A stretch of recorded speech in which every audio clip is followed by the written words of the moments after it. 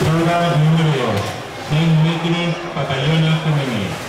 Serie única, carrer 3, María Jesús Santos Blanc, del Club Natació Terrassa. I el carrer 4, Mari Carmen Llamas Ramírez, del Club Natació Sabadell.